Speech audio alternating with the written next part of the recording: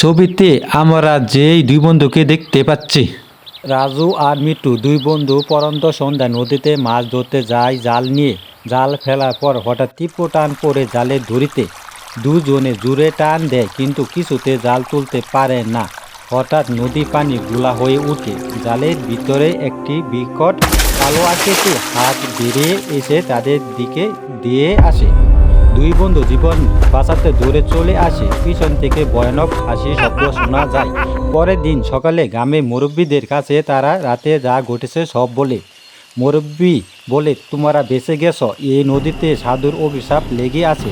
রাতে যারা মাছ ধরতে যায় তাদের কেউ আর বেঁচে ফিরে না। একটি কালো হাত বেঁচে উঠে রহস্যময় গলায় শোনা যায়, আবার ফিরে আসবো। নতুন নতুন ভিডিও পেতে আমাদের চ্যানেলটিতে লাইক, শেয়ার এবং সাবস্ক্রাইব করে পাশে থাকবেন।